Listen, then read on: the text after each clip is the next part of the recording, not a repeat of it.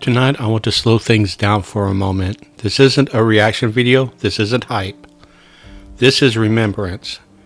Klaus Nomi was an artist who never truly fit into the world he lived in, and because of that, he changed it. His voice felt like it came from another realm, his appearance felt like the future, and his story is one that deserves to be told, not just remembered. Klaus Nomi was born in Germany and later moved to New York City in the late 1970s, drawn to its underground art scene. He was classically trained in opera, but Klaus didn't want to tradition himself to that limit. He didn't want to choose between the old world and the new world, and instead he fused them. Klaus took Baroque opera, electronic music, and new wave and turned them into something entirely unique. When he sang, his countertenor voice reached impossibly high notes. It wasn't just impressive, it was haunting. You didn't just hear Klaus Nomi, you felt him. Klaus Nomi wasn't only about sound, he was about presentation, identity, and expression. His stark black and white outfits, sharp geometric tuxedos, pale makeup, and sculpted hair made him look alien, intentionally so.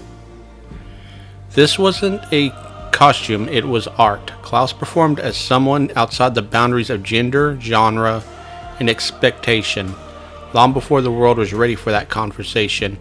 He performed classical pieces like the Cold Song right alongside futuristic synth tracks like Total Eclipse and Simple Man.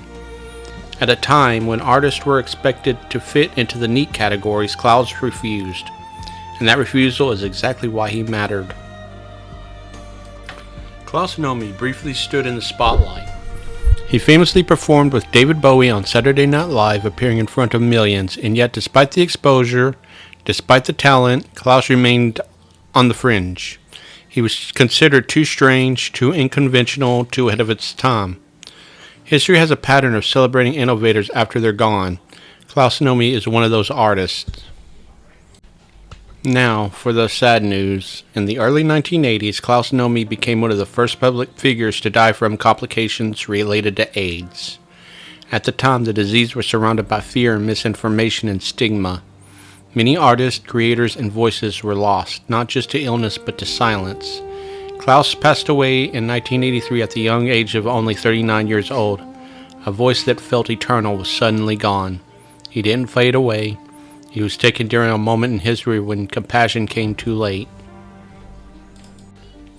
Klaus Nomi matters now than ever. In today's world, artists who bend genres, blur identities, and create visual personas are celebrated, but Klaus did this when it was risky, when it meant isolation, when it meant being misunderstood.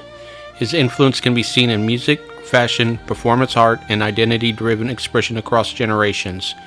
Klaus showed that art does not need permission. You don't have to be accepted to be impactful.